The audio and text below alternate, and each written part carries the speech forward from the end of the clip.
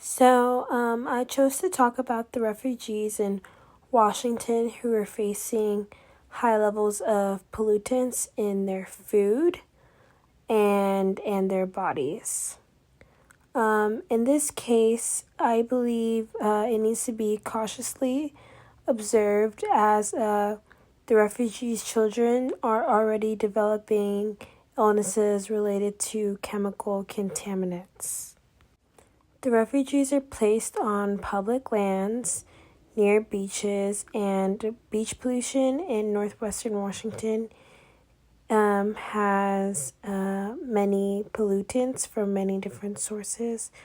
As someone who actually lives in Washington, I can attest that beach pollution is a problem, and because of this, I don't believe that closing the beaches would be the most long-term plan, because pollution still seeps in from other sources, not just from the beach being closed down or other people. I think the best option would to actually relocate the community to a new settlement.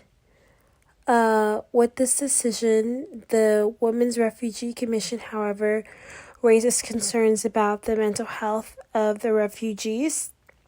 However, when weighing this, I believe that because now the pollutants are affecting the children in the areas, which is an environmental hazard, and Chapter 17 of the textbook describes the natural, chemical, and physical factors in the environment that threaten the health of humans and living things.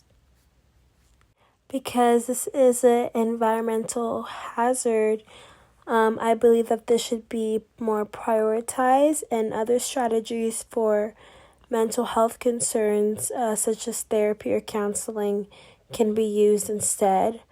But the signs for physical health aren't as easy to help when there are elements involved. My decision to help the people in these new societies would to be implementing workforce training. I believe that this would be a more helpful to the refugees, because I believe it is a more hands-on and physical hands-on approach, and physical results will generate more than having to have them discuss ways to get careers or other ways to help them. I believe that this is a more hands-on approach to actually implementing workforce training. With this choice, a new concern now arises because it takes a lot of time and money to build programs, and additionally, the cultural barriers between the refugees is quite challenging.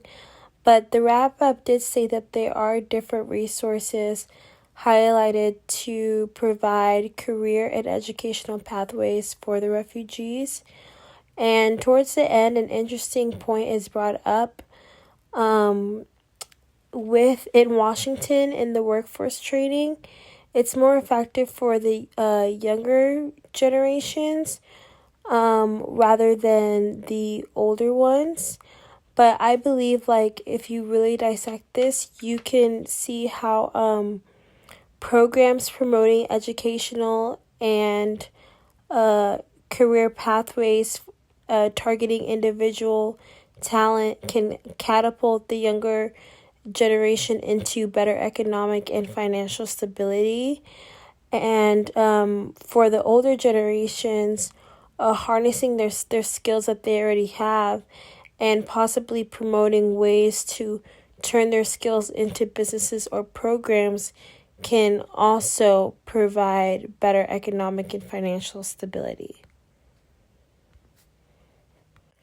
So overall, I think the most critical point is to remove the refugees from their communities where pollutants had adverse effects.